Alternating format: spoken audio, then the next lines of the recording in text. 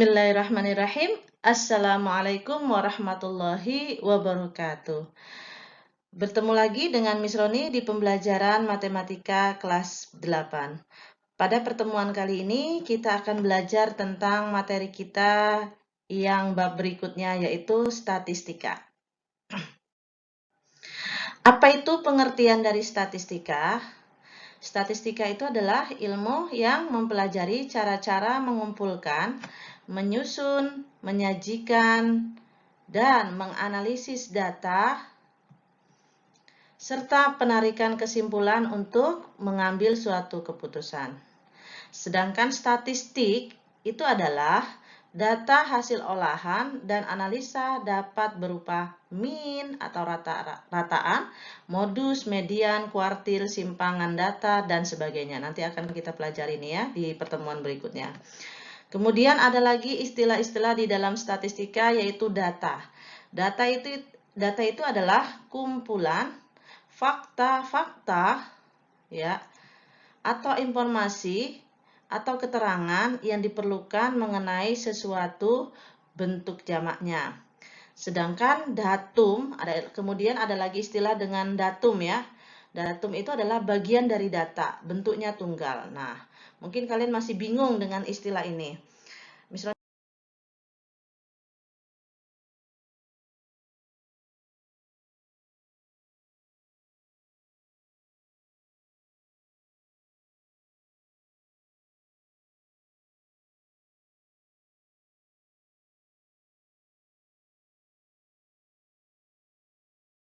contohnya misal seperti ini. Miss Roni akan meneliti hasil penilaian tengah semester 2 kelas 8 SMP IT Islamia tahun pelajaran 2020-2021. Maka data yang akan Miss Roni ambil itu adalah ya seluruh hasil penilaian tengah semester 2 dari kelas 8 SMP IT Islamia. Jadi hasil nilai matematika pada PTS kemarin semester 2 ini ya yaitu yang kelas 8 ya, semua dari kelas 8 An-Nasr, Al-Fat, Al-Kausar ya. Nah, itu Miss Roni kumpulkan. Itulah sebagai data Miss Roni ya. Kemudian sedangkan datumnya itu apa? Datum itu adalah hasil ulangan salah satu anak yang mengikuti PTS. Misalkan nilai dari Anggi misalkan gitu ya. Nilai dari Anggi itulah yang dikatakan datum. Sedangkan seluruh nilai kelas 8 itu namanya data. Nah, nilai per anaknya itu namanya datum. Datum 1 nilai Anggi, datum 2 nilai misalkan Freya gitu ya. Datum 3 nilai Siva dan seterusnya gitu ya. Kemudian data itu sendiri dapat dibedakan menjadi dua ya. Yang pertama itu data pengamatan. Bagaimana bentuk dari data pengamatan itu? Contohnya seperti apa? Misalkan Miss Roni ingin mengambil data tentang jenis kendaraan. Nah, jenis kendaraan. Miss Roni ingin mengambil data tentang jenis kendaraan yang dipakai oleh anak-anak SMP IT Islamiyah. Mungkin nanti ada yang pakai motor gitu kan? Ada yang pakai sepeda, ada yang datang ke sekolah naik mobil dan sebagainya. Nah, itu namanya data pengamatan. Kemudian contoh berikutnya misalkan ya, golongan darah. Nah, Miss Roni ingin mengambil data tentang golongan darah anak SMP IT Islamiyah. Ya, nanti di situ Miss Roni dapatkan datanya. Ya, ada yang golongan darahnya A, B, ya, kemudian AB atau O gitu ya. Oke, kemudian pekerjaan orang tua ya, itu termasuk juga data pengamatan ya. Nah, kemudian ada lagi ya, data itu kan dibagi menjadi dua tadi, yang pertama data pengamatan, yang kedua data pengukuran ya. Apa contoh dari data pengukuran? Contohnya misalkan berat badan siswa. Nah, Miss Roni ingin mengambil data berat badan siswa SMP IT Islamiyah. Nah, nanti di situ barulah misalnya dapat data. Ada yang beratnya cuma 30, ada yang 40 gitu, bahkan ada yang sampai 50 juga gitu ya. Nah, itu ya. Kemudian contoh berikutnya, misal ya. Banyak anggota keluarga, ya. Banyak anggota keluarga pada siswa SMP IT Islamiyah itu ada berapa? Misalkan siapa ya? Calista, keluarganya ada berapa? Dalam keluarga itu ada berapa? Misal ada 5, begitu ya. Yang berikutnya contohnya adalah umur. Nah, Miss Roni ingin mengambil data umur siswa SMP IT Islamiyah, ya, dan lain sebagainya. Jadi apa yang membedakan data pengamatan dengan data pengukuran? Kalau data pengukuran itu biasanya datanya berupa angka. Contohnya tadi ya, nilai matematika kelas 8 ya. Misalnya ingin ngambil data nilai matematika PTS semester 2 kelas 8 itu termasuk data pengukuran. Sedangkan data pengamatan itu tidak berupa angka ya. Nah, itu ya bedanya. Mungkin bisa dipahamin ya, kalau nanti ada pertanyaan bisa lanjut grup WhatsApp. Kemudian yang berikutnya, di dalam statistika juga ada istilah dari populasi dan sampel. Ya, apa itu populasi? Ya, nih. Misalkan Andi akan mengadakan penelitian tentang tinggi badan siswa kelas 8 SMP se-Kabupaten Bekasi. Maka populasinya itu adalah seluruh siswa kelas 8 SMP se-Kabupaten Bekasi. Sedangkan sampel itu kayak ambil sampel, tahu kan sampel? Sampel itu adalah seperti contohnya ya. Diambil sampel. Sampelnya itu apa? Ya, biasanya sering diacak ya, diambil sebanyak 10% siswa kelas 8 dari seluruh SMP se-Kabupaten Bekasi. Ya, ingat ya, kalau populasi itu seluruhnya. Ya, sedangkan sampel itu diambil beberapa saja, itu namanya sampel. Kemudian contoh berikutnya, misalkan seorang peneliti ingin mengetahui tingkat pencemaran air di Sungai Bekasi. Dia mengambil beberapa tabung air dari Sungai Bekasi secara acak di beberapa tempat. Maka populasinya adalah seluruh air di Sungai Bekasi. Nah, jadi yang dikatakan populasi itu adalah seluruh air di Sungai Bekasi. Mau dia posisinya di mana gitu ya. Mau posisinya di Tambun, mau di pokoknya aliran yang ada aliran Sungai Bekasi itulah termasuk populasi. Seluruh air ya di Sungai Bekasi. Sedangkan sampelnya itu apa? Ya, sampelnya itu kita mengambil beberapa tabung air dari Sungai Bekasi secara acak ya, di beberapa tempat yang berbeda gitu ya. Bisa ngambilnya nanti misalkan di di Tambun, atau nanti di Bekasi Utara gitu ya, terserah lah ya. Yang penting itu diambil beberapa saja, itu namanya sampel ya. Contoh berikutnya yaitu misalkan Sinta membuat segelas kopi panas untuk Rama. Sebelum dihidangkan, Sinta mengambil 1 sendok kopi tersebut untuk dicicipin. Apakah sudah manis atau belum manis? Maka populasinya itu adalah segelas kopi panas. Ya kan? Nah, ini tadi ya, segelas kopi panas. Nah, sedangkan sampelnya, itu apa sampelnya? Iya, betul. 1 sendok kopi. Ya, itu ya. Nah, jadi kesimpulannya itu apa? Populasi. Populasi itu adalah ya, kumpulan seluruh objek yang lengkap yang akan dijadikan objek penelitian ya. Jadi populasi itu adalah kumpulan seluruh objek yang lengkap yang akan dijadikan objek penelitian. Sedangkan sampel itu adalah bagian dari populasi yang benar-benar diteliti ya. Jadi sampel itu adalah bagian dari populasi yang benar-benar diteliti. Oke, bagaimana teman-teman? Bisa dipahami? Oke, selanjutnya kita masuk ke submateri berikutnya yaitu tentang penyajian data. Nah, ya. Nah, biasanya kan kalau orang mengadakan penelitian itu yang pertama ambil data dulu, cari data, ya. Setelah data didapat, maka disajikan. Nah, disajikannya dalam bentuk seperti apa? Ya kan? Sama ketika kita masak ya, orang tua kamu masak, maka setelah masak kemudian disajikan. Nah, diambil dulu bahan-bahannya, kan gitu kan? Bahan-bahan yang akan dimasak. Misalkan ingin masak sayur asem, berarti yang diambil adalah yang dicari bahan-bahannya adalah jagung, ya gitu ya. Kemudian apa namanya? eh labu siam gitu ya, dan lain sebagainya begitu. Oke. Nah, yang pertama daftar distribusi frekuensi. Daftar distribusi frekuensi tunggal.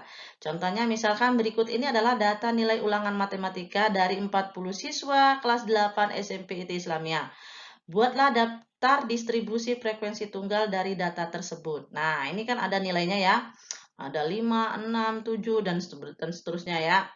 Maka bagaimana bentuk daftar distribusi frekuensinya itu adalah yang tunggal ya. Berarti kita tuliskan. Tadi kan nilainya ternyata ada nilai 3 tadi. Ada berapa nilai 3? Ada 3 orang. Berarti dituliskan turusnya. Ini turus ya, bentuk turus. Nah, maka frekuensinya itu adalah 3 orang ternyata yang mendapatkan nilai 3. Kemudian yang mendapatkan nilai 4 tadi pada data yang tadi ya.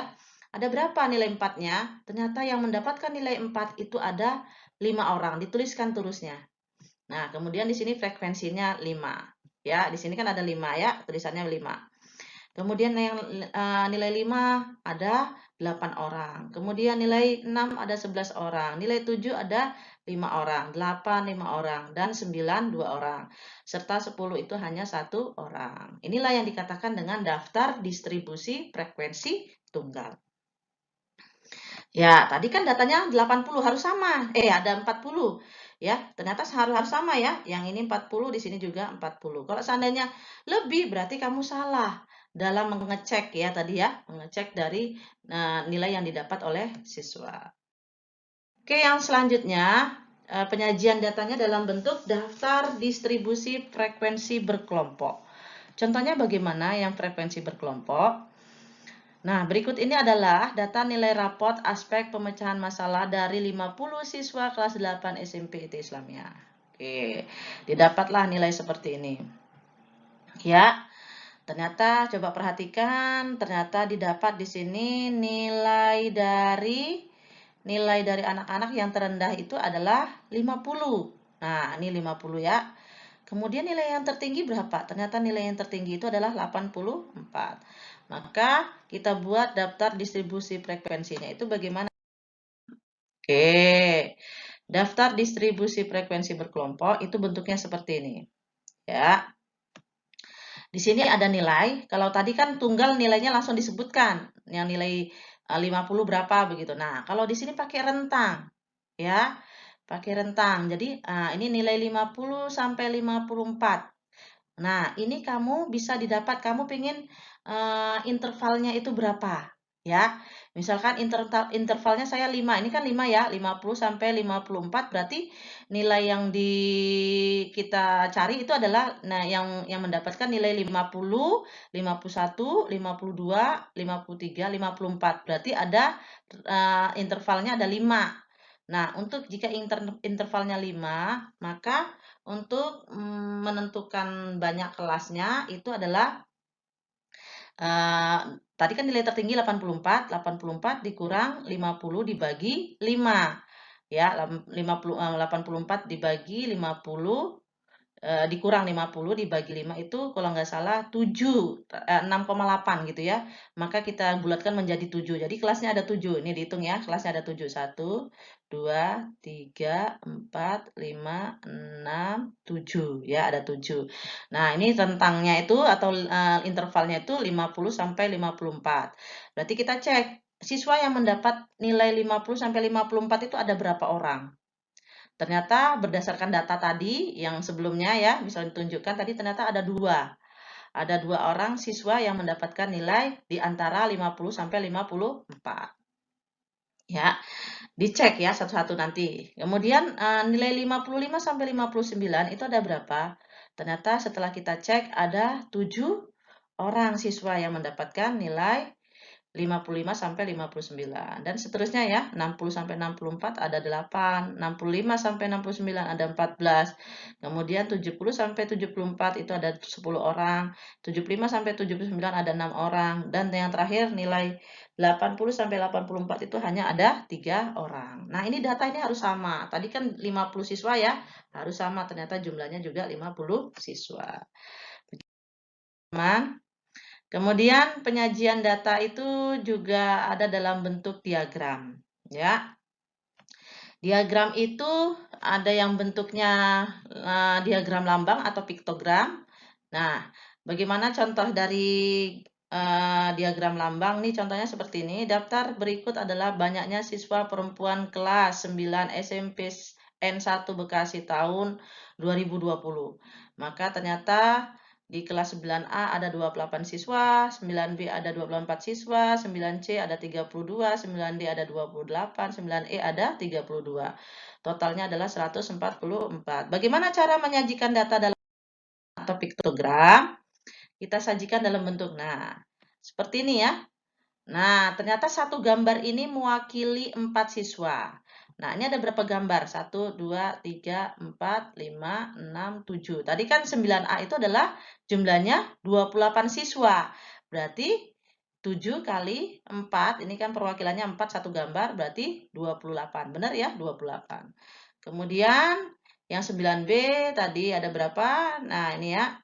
9B itu ada 6, 6 kali 4, 24. Kemudian 9C itu ada 9, gambarnya 9 kali 4 berarti 36 gitu ya. Kemudian yang D-nya itu ada sama 28 dan E-nya itu adalah sama tadi 36. Ya, itu gambar bentuk dari piktogram. Kemudian penyajian data berikutnya itu adalah diagram batang. Daftar berikut adalah data produksi beras Kota Bekasi dari tahun 2001 sampai 2006 dalam satuan ton. Tahun 2001 ternyata banyak produksi itu adalah 300 ton, ya. Kalian bisa baca sampai tahun 2006 itu ada 400 ton. Jadi total semuanya adalah 2400 ton. Nah, bagaimana penyajian data dalam bentuk A? Nah, seperti ini ya. Nah, tahun 2001 itu tadi ada 300 ton. Kemudian 2002 itu ada 400 ton gitu ya dan seterusnya. Gini ya. Oke ya, bisa dipahamin ya teman-teman? Ya, insya Allah bisa ya, karena dulu juga sudah pernah belajar ya waktu di kelas 6 ya kalau nggak salah di SD.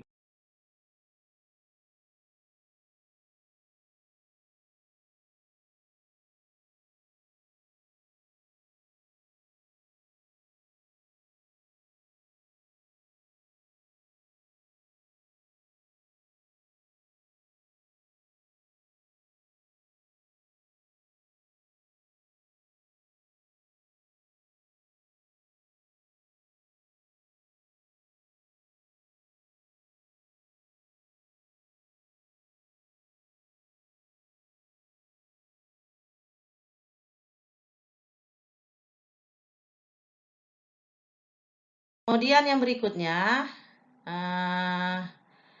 ini misalkan daftar banyak siswa kelas 789 SMP IT Islamia tahun 2018.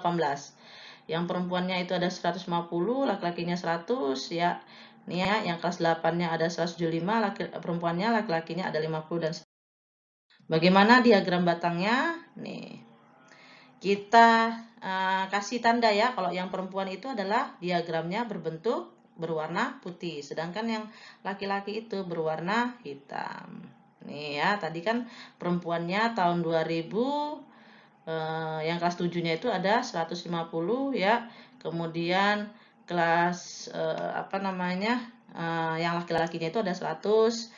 Kemudian yang kelas 8 perempuannya itu ada tadi 175 siswa, sedangkan laki-lakinya itu ada 50 dan seterusnya ya.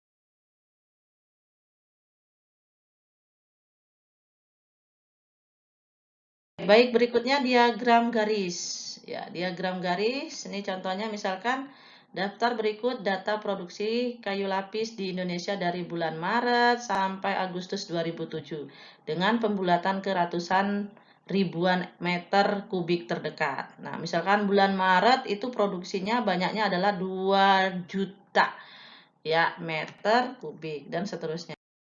Diagram garisnya adalah berbentuk seperti ini. Yang pertama kita tentukan dulu titik-titiknya ya. Tadi bulan Maret itu 2000, kemudian bulan April itu 5000 gitu ya. Nah, maka kita tarik garisnya. Nah, berikutnya lagi bulan Mei itu ada 3 juta, maaf ya, bukan 2000, 2 juta tadi ya. Kemudian April itu 5 juta, kemudian Mei itu 3 juta. Kemudian yang berikutnya lagi maka kita tarik garis ya. Nah, kemudian di bulan Juni itu 6 juta, di bulan Juli itu 4 juta, ditarik garis berikutnya. Nah, jadi kita bisa lihat grafiknya, naik turunnya ya. Ternyata pada bulan Agustus itu ya tidak ada kenaikan dan penurunan gitu ya. Kemudian yang berikutnya diagram lingkaran. Contohnya adalah daftar berikut adalah banyaknya data guru matematika Kota Bekasi tahun 2007. Jenis sekolahnya SD itu ada gurunya guru matematika itu 54 ya. Ini sekota Bekasi ya. SMP itu ada 108, MTS itu ada 90 dan seterusnya ya. Membuat diagram lingkarannya itu adalah yang pertama kamu cari dulu sudutnya. Tadi kan SD ada 54. Berarti 54 per 360.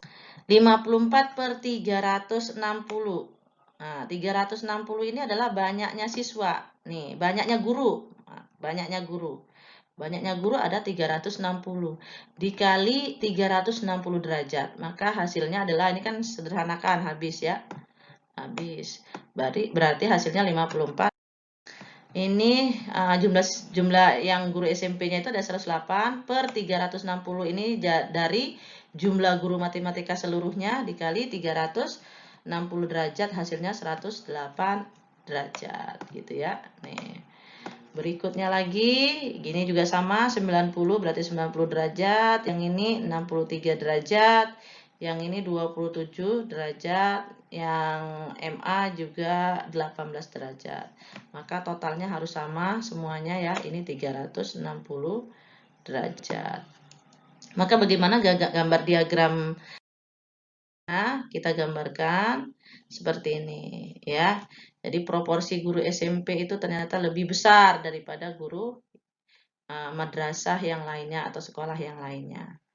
Oke, mungkin sampai di sini pembelajaran kita tentang statistika.